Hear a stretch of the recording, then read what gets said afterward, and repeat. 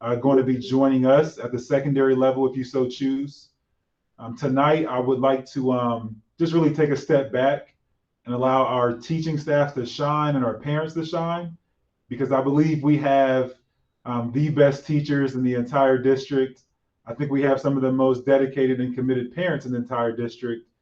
And in due time, I'm hoping you can join the ranks of those dedicated parents. So I just want to say welcome. We are going to be together for about 1 hour. I want to encourage everyone to take advantage of the messages in the chat room. It will be very easy to answer and respond in the chat room. If you have questions you'd like to come off of mute and ask, maybe if you hold those till the very end, we can address those at the end of tonight. So thanks for being here. Go Gators and chomp chomp. I want to turn it over to my teaching staff, and Evan, I'll start with you. All right, everybody. Thanks again for coming. I am Evan Deacon. I have been at Gamble for, I guess this is like 8 years now. I started out in junior high, and now I'm transitioning into the 11-12 team. This is my second year in 11-12. So to get us started this evening, Mr. Banks, do you want to go ahead and introduce yourself and get us rolling? Thanks, Evan. Hi, everyone. My name's Jason Banks. I was fortunate to help start Gamble in the basement of Gators Montessori in 2005, a long time ago. And man, sometimes I sit back and I just am amazed at how fortunate we are in CPS to be in this district that has committed to Montessori education. I mean, you look at our Montessori schools, our elementary schools, and now the district's commitment to allow your child to continue through a Montessori program through 12th grade. It's really, really special and really, really unique. And I think we're all really fortunate to be part of that.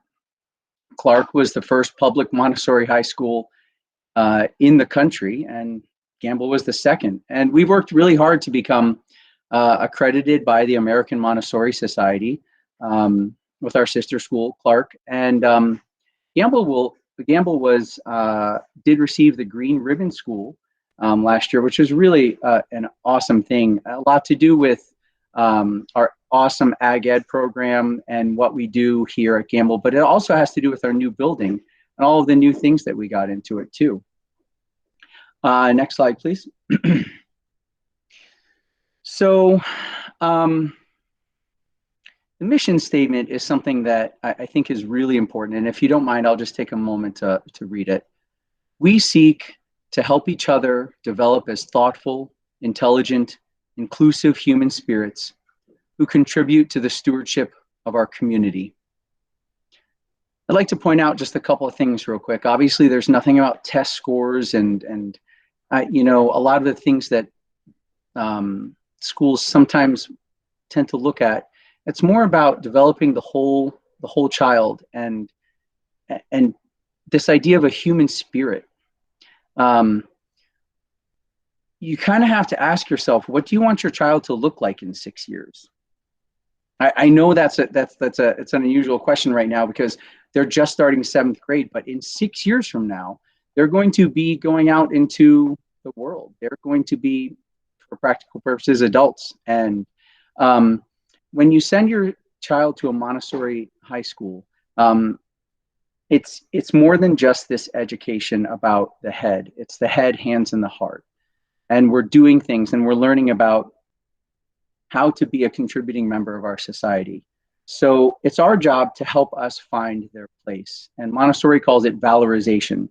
And we're going to show you about how we help them become valorized. Next slide, please. So how do you help somebody find their self-worth?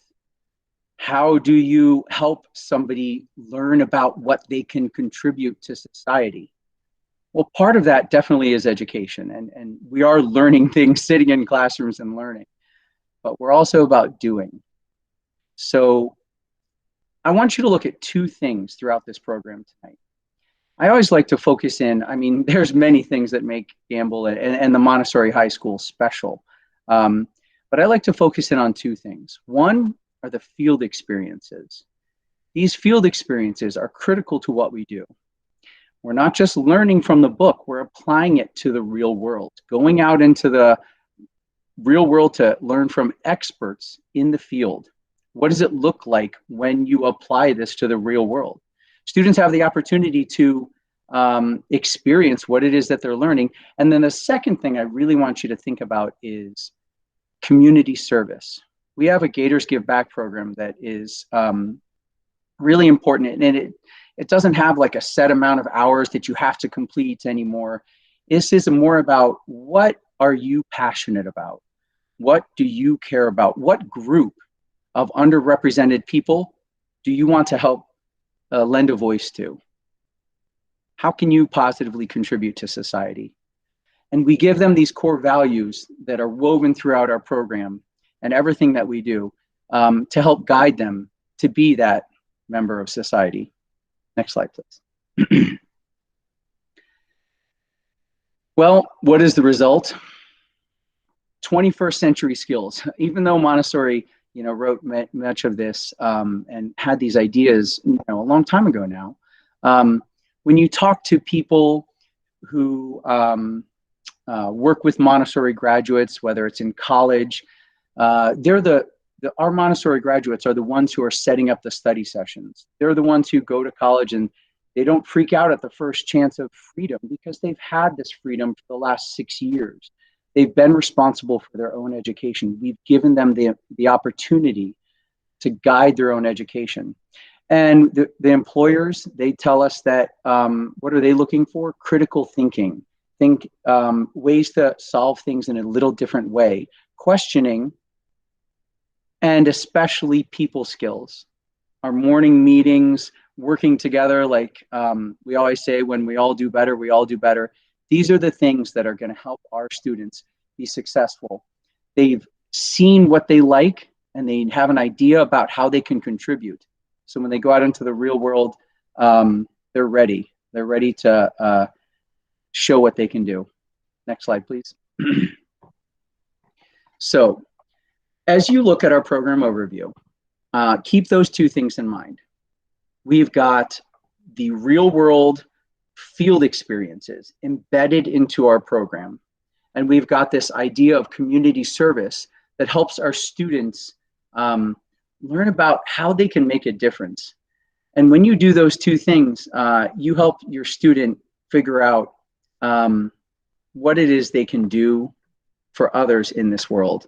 And that gives them the sense of valorization that we hope all of our students get. Thank you.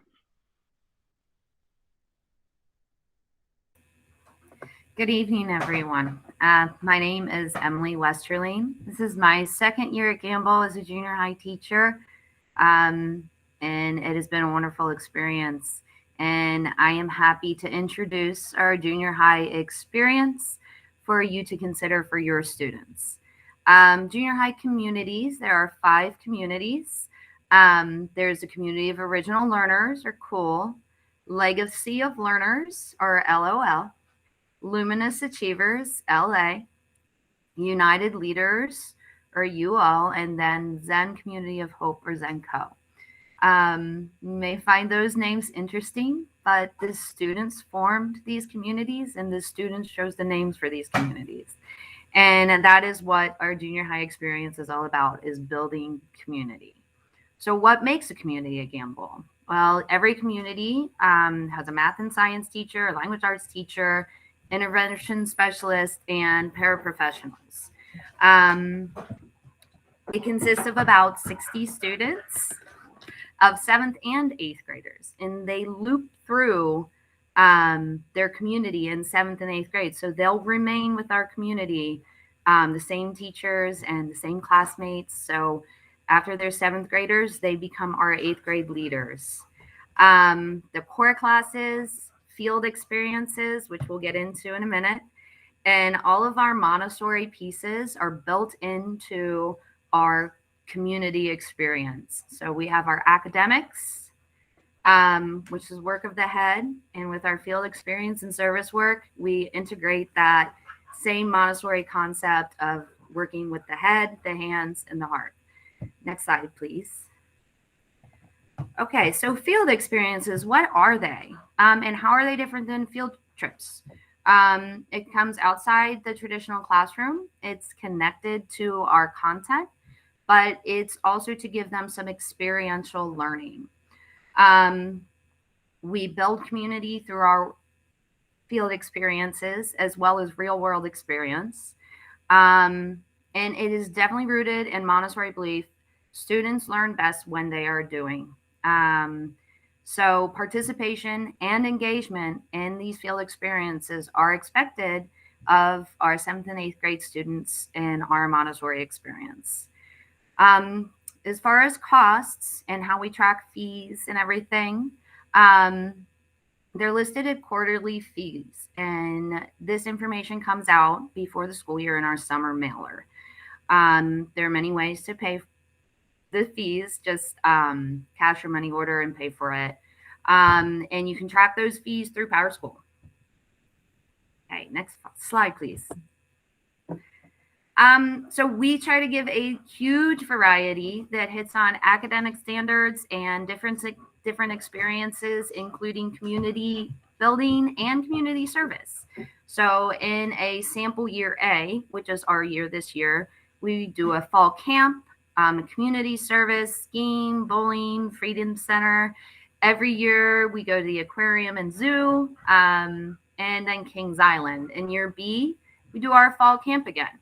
More community service. We experience world religions and places of worship, ice space, and then rep Europe with the Rock Quest.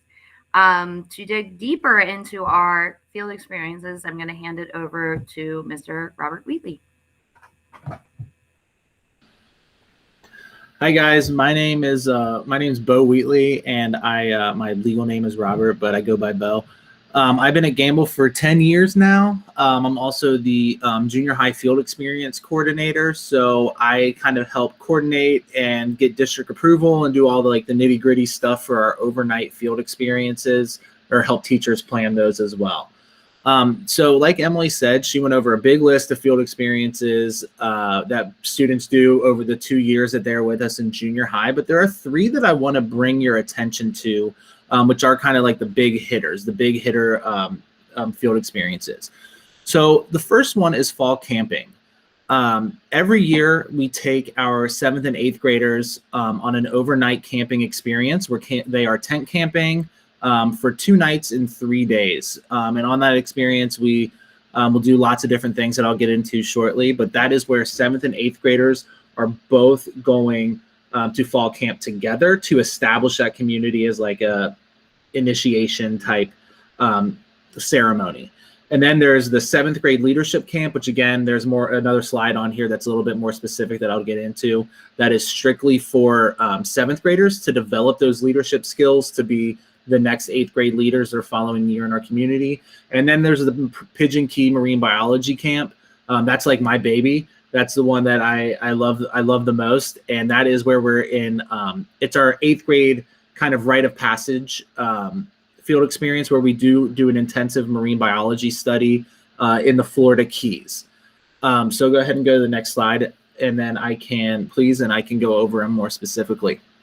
So like I said with tent camping, what's really special about this field experience is that we know students are new incoming 7th graders. We know them for about 2.5 weeks before we take them on a camping trip for 3 days, where we are cooking meals, we are canoeing, we are staying in tents, we're dirty, we're gross, but that is where we're just totally immersed in nature. It's where students are able to get out of that kind of like awkward new school phase and like, where do I fit in and belong, to developing a sense of community and a sense of identity. Usually in a typical year, our 8th graders this will be their 2nd year at fall camp, which they'll be kind of leading the 7th graders in how to put up a tent. This is how we prep our meals. This is how we canoe and things like that. This year is a little funky because we actually weren't able to go camping last year because of COVID, but we were still able to do an Erdkinder-like experience with our 7th and 8th graders this year, where we got to do canoeing, we did meal prep, and we did a lot of the same things. We just didn't have the overnight experience that's so valuable. So next year we will be getting back to the sleeping in tents and going camping and all of those things, and it is great. But yeah, that's like where we come together as a new community every single year. So that's pretty much fall camp. Evan, if you want to go to the next slide, please, we can go to leadership camp. All right, so leadership camp's a little bit different. So it's still an overnight trip, and this takes place at the end of a student's 7th grade year. So at the end of the 7th grade year, they have been learning from the 8th graders, and they have really developed a sense of an identity.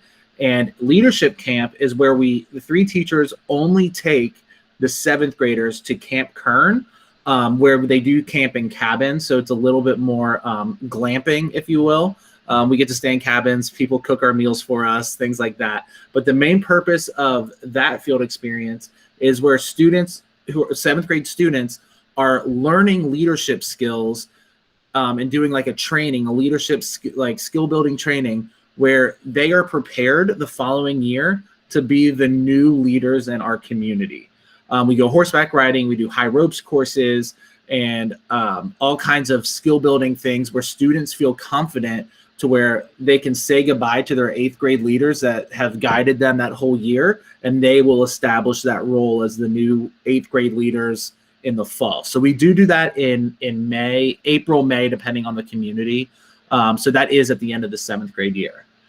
And then the next one is my baby. This is my favorite one, the absolute best thing. Evan, if you go to the next slide, please. I can talk about Pigeon Key. So yes, Pigeon Key is an island down in the Florida Keys, right off of the coast of Marathon Key, about 40 miles north of Key West. So we're way down in Florida. And what this is a culmination of not only their whole 2-year junior high experience, but it's also a culmination of their 4th quarter 8th grade science curriculum. So they pick an animal, they do a lot of research with that animal, and usually when we go on our snorkel trip, they actually get to see the animal and its ecosystem of which we've been studying, which is really cool. So Pigeon Key is unique because we are on a 4-acre island that only Gamble is on. So it's only the Gamble 8th graders and their teachers, and they are led by a crew of marine biologist interns who lead all of our lessons, lead all of our snorkeling excursions. We also go to a turtle hospital. I'll get there in a second. So the way that we actually go to Pigeon Key is we spend 2 years preparing for it. So it's a great real life example of how to travel. Because we do fly. We fly into either Miami or Fort Lauderdale, depending on the cost of flights.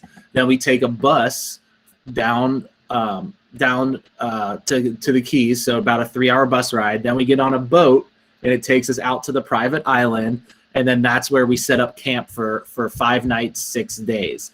And when I talk about it being a rite of passage ceremony, students, when they go to Pigeon Key, come back they just come back different. They're more independent. It's that normalized, ready to be valorized move when they go to high school, and it's where they're kind of saying goodbye to their junior high community and forming into a 9th grade community. So it's really important it's a way for teachers to say goodbye, but also a way to celebrate kind of new beginnings in that transitional phase in their life. So it is a big trip. It is a special trip to where it's probably the reason why I stay at Gamble the most. So unfortunately, parents do not get to chaperone Pigeon Key for us. They can, or leadership camp. However, they are more than welcome to help chaperone fall camp. But leadership camp in Pigeon Key is just a chance for us to celebrate being with your babies and to hang out and to really celebrate the community feel as well as moving them on their way.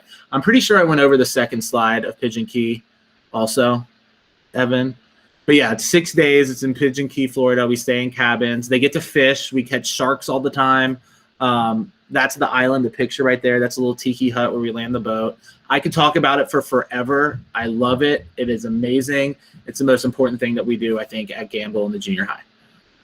All right, you can go to the next slide, Evan. So with those things, there are pretty hefty quarterly fees that go along with it. So the entire program for junior high, your entire 2 years, it's about $2,250, and that's where it's kind of broken down. So fall camp is around $80 to $100, and then we have all of our like admission to like Freedom Center and the aquarium and the zoo and all those things. So 7th grade year, including leadership camp, is about $450, and then 8th grade is $300 base. But in Power School, we have a separate line item, which is for Pigeon Key, because we keep that separate so that parents and students can work on fundraising and things like that to work up to the $1,500 over the course of 2 years. So 2 years. So we talk about this with our students from the time they come into 7th grade to the time that they're leaving in 8th grade to fly down to Pigeon Key. So I know that looks like a big number, but all of the junior high communities, we work really, really hard and work really closely with our families to try to find fundraising opportunities or scholarship opportunities through the Gamble Montessori Foundation. But the big thing is knowing that the costs are there and working over 2 years to get those costs in. And I'm sure there'll be more questions about that that I can answer later, but that is about the program fees for our junior high. All right, so that brings me back to Evan. So Evan, I think I'm done with the junior high stuff for the overnight field experiences. So I think we're ready to go to the next slide, and it's all you. Awesome. This is the time where I like everybody to take a deep breath, right? Because like we just said that, like, you know, $2,000, right? Pigeon Key, it's crazy. You're going to send our kids away for so long. So take a deep breath. It's always one of those concerns that parents have, but I think it's just as important for the parents as it is the children. So as we move into high school, 9th through 12th grade, we take those 5 junior high communities and merge them into 2 9th and 10th grade communities. One of those communities is the A team, and the second community is the Universal Trailblazers. When you get to the 11th and 12th grade, those 2 communities merge into one at the current time, the 11th and 12th grade team. But we do anticipate that as our school grows, that we will probably eventually move into 2 11 and 12 communities. Each community, so the A team, the Universal Trailblazer, and the 11-12 team have a math teacher, a science teacher, social studies teacher, and a language arts teacher, as well as about 2 intervention specialists. Each community is made up of about 100 students, and currently about our 11th and 12th grade is about 160 students. The one thing I do want to point out here with this slide is that we continue to loop. So as a student moves into, let's say, the A team community, they will stay with that community for the 2 years. When they move into the 11th grade, they will stay with the same set of teachers for those 2 years too. That's where they complete their core classes. We have field experiences, and then all those Montessori pieces also are included within each of those communities. And then this is where I'm going to send it back to Jason, and Jason's going to talk about our fall intersession and our spring intersession. All right, thanks, Evan. So there's a variety of field experiences that Bo didn't touch on. There's day trips, field experiences that happen, and there's other field experiences that happen in the fall and the spring at the high school level too. But the big field experiences that we are highlighting tonight for the high school are the fall intersession and then the spring intersession. So the fall intersession, which is coming up in about 5 weeks, this is where all regular classes stop. So you don't go to your math and English and science classes. You have instead an immersion course where all you do for the entire week, in the fall's case, is learn about a specific immersion course here. So in 9th and 10th, they do a lot of success building, study skills, and learning about some colleges and some jobs, and they have some community building different things. 11th and 12th is a little bit more specific about the 3 E's: employment, enrollment, or enlistment. So at 11th grade, we do things like tour, usually Cincinnati State, maybe UC, do some experiences there, learn about their welding, firefighting, automotive. We have a kind of a post-secondary focus. In 12th grade, they do a job shadow, which allows them to shadow a person for a week, and they learn really the ins and outs of a job. So the fall intercession usually has a focus of college or career, and it alternates from that. Next 7. The spring intercession is an intercession of choice. So while in the fall, all 9th graders go on the 9th grade fall intercession, the spring intercession, and et cetera with the 10th, 11th, and 12th, the spring intercession, you actually get to choose.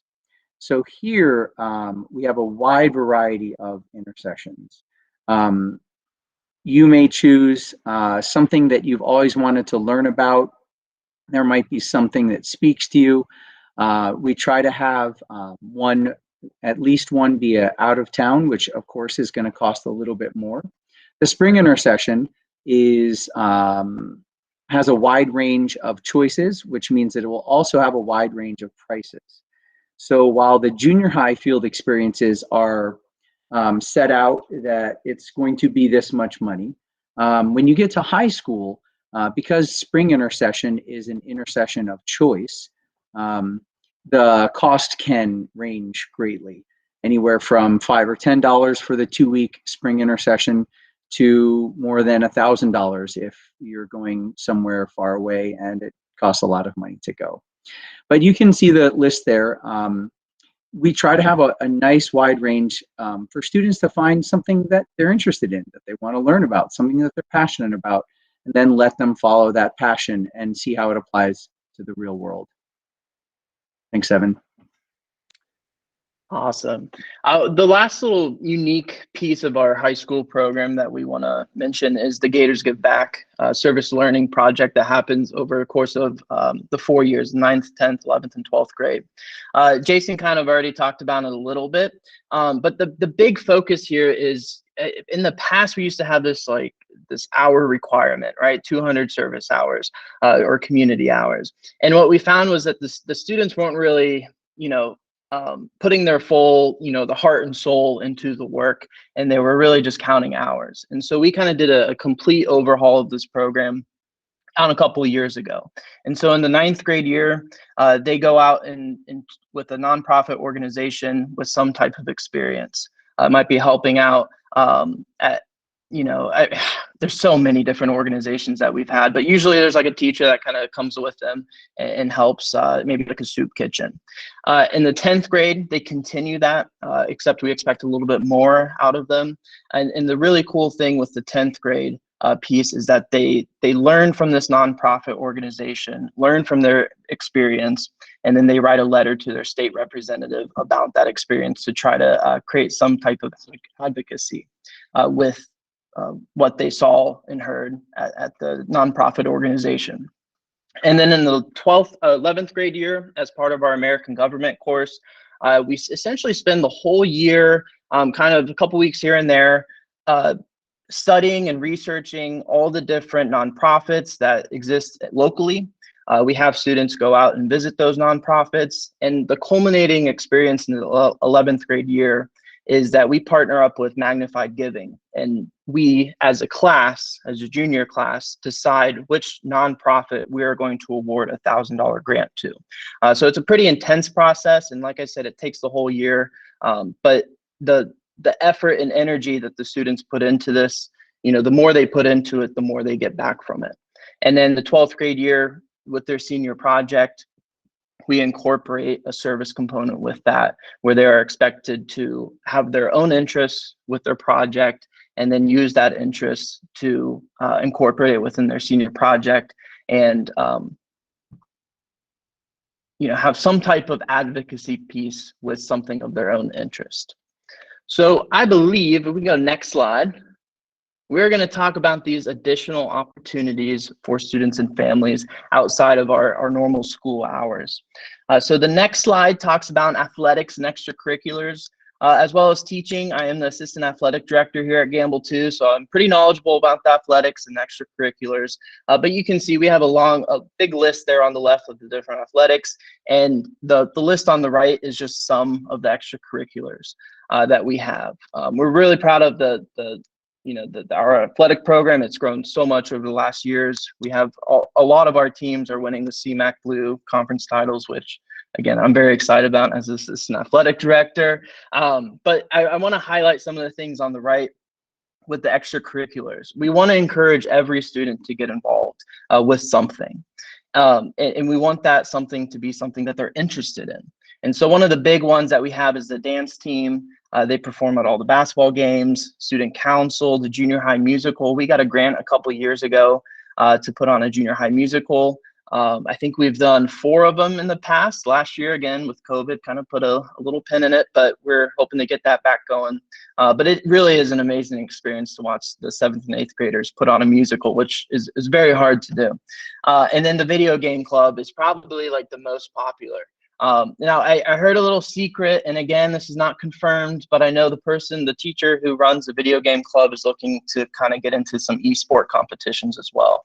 So we're looking to expand extracurriculars, and we do it based on student interest. So if a student has an interest or wants to create a club of some sort, all they have to do is find a teacher to kind of serve as the advisor, and they're welcome to start that. I know last year it was kind of small, but we had a Rubik's Cube club that lasted 2 years where I've never seen kids solve Rubik's Cubes as fast as they did. So really driving student interest is what we're looking for with the extracurriculars. And on the next slide, we talk about how we can get involved and bring people in, you guys as parents, but also our community members. So we have a list of things here that you can see on the slide. One of the ones that I wanna give a shout out to is the Montessori Market. So part of our Montessori program is having a microeconomy.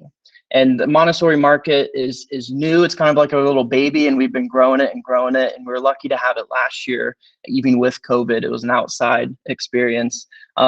But really, the idea with Montessori Market is that the students are involved with the process. They're making things, they're selling things, they're reaching out to different vendors and trying to bring community members into Gamble. And again, families as well. And I think the next slide is the next slide. We're going to bring in one of our parents to talk about how we could get involved as a family. Hi, good evening, everyone. My name is Rainey Moody, and I am a parent of Gamble Montessori High School. I am also a member of the Parent Teacher Organization, which is the PTO, and represent the PTO this year as the president, which I'm happy to say. So the slide that I'm going over is the family involvement. Is essential to the success of your student and our program. The first bullet, support your student in their academics, field experiences, community service, and fundraising efforts.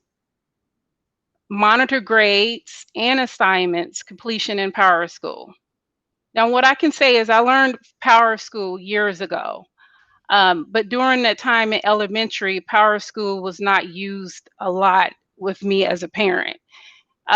Elementary, I had so many direct contact with the teachers in Montessori, and the teachers were always just giving you information at every hour, every day. Well, of course, junior high and high school transitions over because the goal is to give our students independence, that block that is moving up. And now Power School in junior high and high school is very important to me because I rely on my daughter to be responsible for her academics, but also I'm still her parent, and we have daily lives. You know, we have work, children, homes. parents, caregivers, what have you. But Power School is really very important. So please put time into Power School, learn how to work that application. And it's very helpful because then you'll know what's going on with your child. If your child just come on home and say, oh, I didn't do anything, I'm fine, check Power School. Establish and maintain communication with community teachers. Different applications. Email is one of my most important applications that I use for my child's teachers to communicate. There's another application, Remind, and additional more that you will learn about if you choose to move on to Gamble Montessori. Attend student-led conference nights. If you're not aware of what student-led conference nights are, it is a meeting with your student, teacher, and the family. From my point of view, this student-led conference nights are, it builds my students' confidence. It allows the student to take ownership and responsibility of their goals, and also place them in a meeting setting where that confidence is being built in talking with their mom and talking with the teacher. It does a lot. So student-led conference nights are wonderful. Volunteer in the classroom and for special events, or chaperone for field experiences, which we just went over about some of the field experiences. Attend various Gamble community events throughout the year. There are so many. I can say the first one of this year was our big bonfire that we had. The whole Gamble Montessori community got together on the parking lot. It was wonderful. I met a lot of different parents. We shared information, phone numbers, because remember, it takes a village. We can't do it all by ourselves. So we need the community of our parents, our teachers, our faculty, all of our staff to make our children whole. Attend various Gamble community events throughout the year. Participate in one or more school groups. So the PTO, of course, I want to take a little bit of time and talk about the PTO.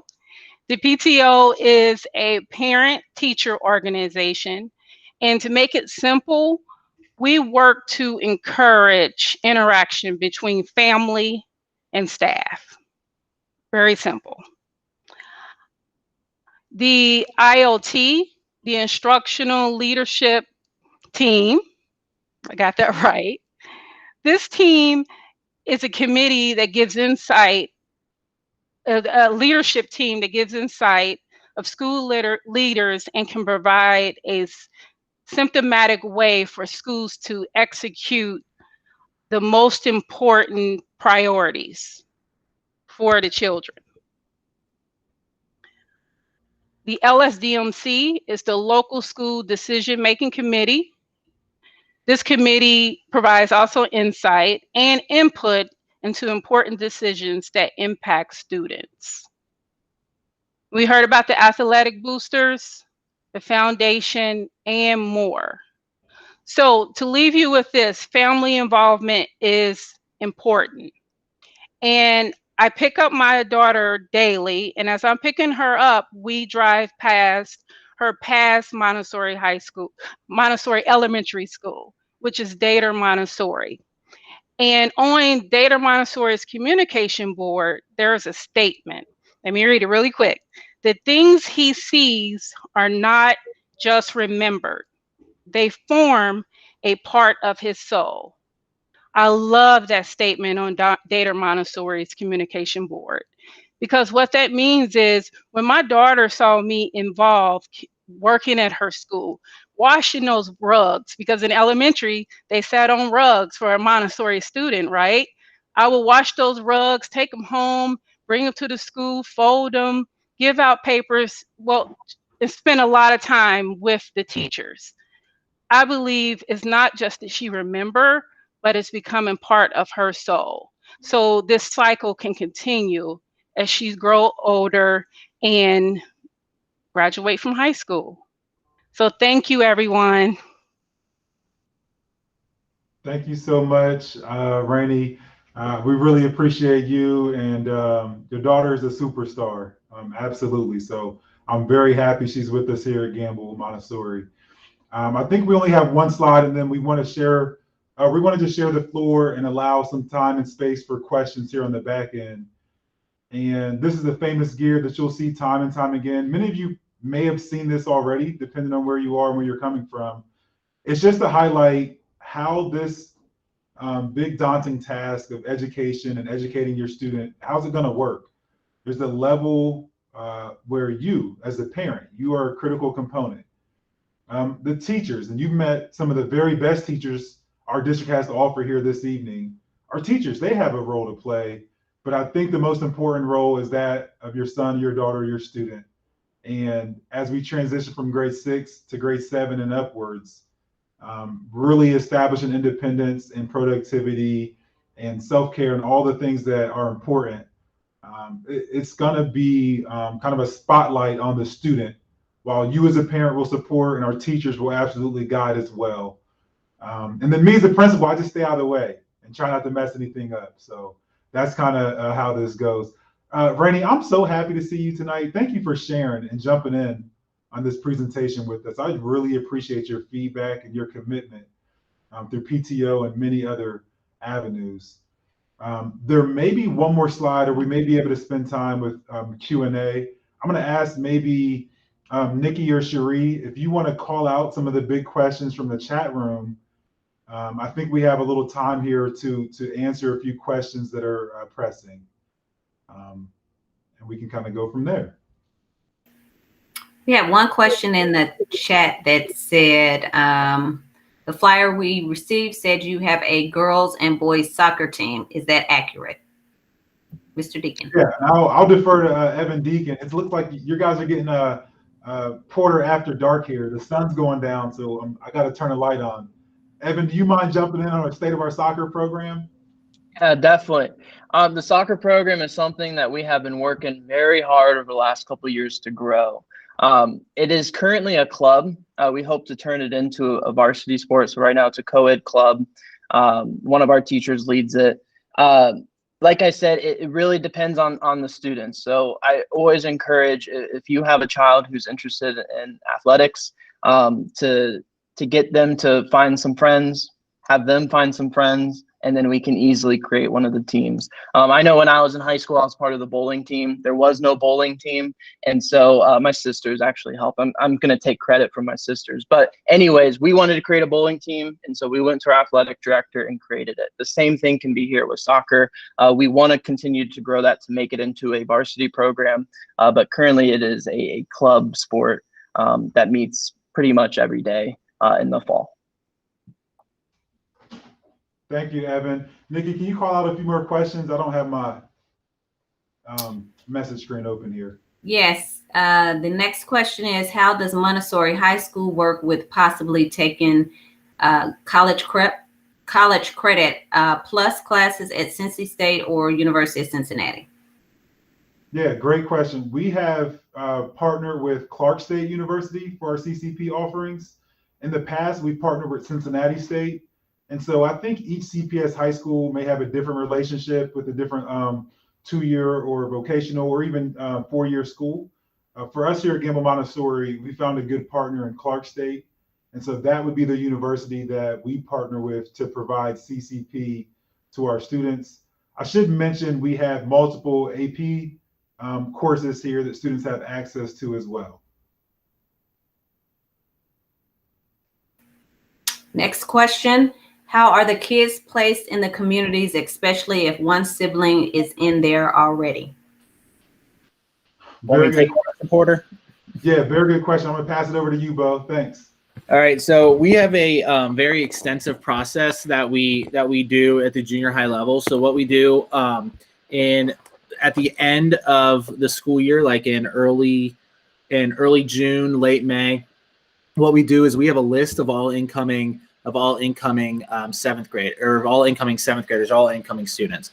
And what we do is we look at our student demographics that we already have based on the 8th graders that are still going to be in community based on gender, race, IEPs, 504s, LEPs, all these things, all like the different aspects of the different students in our communities. And what we do is we have a list of students that are incoming from all like 33 different elementary schools. And what we do is we kind of split up students into the different communities so that we'll start with a whole elementary school. So we'll start with like Gators Montessori or Parker Woods Montessori, and we'll split all those students up to try to make sure that each of the five junior high communities are as balanced and diversified in terms of academic ability, race, gender, grade level, and things like that to be around our 60 student limit. I see the student, I see Miss Saki, if parents, we have such a good relationship with our parents at the junior high level that if a parent, like if there's a sibling, we will usually talk to that family prior to when we divide students up. And we try our absolute best, at 99.9% of the time it works, where we will be able to, if the parent still wants that where we will pull that student or that family will have a priority into that specific community, because we want to maintain those positive relationships with the teachers, with the teaching team and the families, and kind of that golden triangle that Mr. Porter was talking to you about. So it's a really intense process, but we do it in the most equitable way to diversify, to have the most diversified group of students that we could possibly have. Thank you. Thank you. Yep, thank you. Nikki, keep them coming. I think we can squeeze in 2 or 3 more questions here. Great job. Okay. Is the only busing option Metro? Are there before, after school options for working parents who can't transport at school hours? So I don't know, maybe you want to repeat that question. I heard you mention, is the only busing option Metro? The answer is yes. There are some students that have specific needs and they may get a curb-to-curb service, but that would be something that's kind of a team decision through an IEP process. So parents, absolutely, you can drop your young person off in the morning, pick them up in the afternoons in the designated parking lot, or Metro is the preferred means to get to school. Is there another question in there as well? There is. They were asking if there's other after school options or before school options in which we do not have any other options. Okay. Thank you, Cherie. You're welcome. Last question, the number of students per community, and I think someone answered that and said 30 7th graders and 30 8th graders. Correct. Your students should go into a community with roughly 60 when you look at the entire community altogether, 60 students. Okay, one more question here. So there is no sort of yellow bus service? No, I think that's a big change. I'm actually not entirely familiar with what transportation looks like right now for elementary schools. But at the high school level here at Gamble Montessori, all of our students grades 7 through grade 12 on their first day of school, and oftentimes for 7th graders and 9th graders, we do an orientation program. So they'll get an actual Metro bus card before school even begins. And that Metro card will allow them to use the Metro City Bus. I want to say the hours are 6 a.m. to maybe 8 or 9 p.m. And so we go through a program, and it's a little bit different this year than maybe years prior. But we go through a program, we bring out experts from Metro, we bring out experts from the CPS transportation team, and really have an orientation to show you how to use the Metro application, how to identify the closest stop. But that's like no cost to students or families. We give every student a Metro card to carry with them at all times.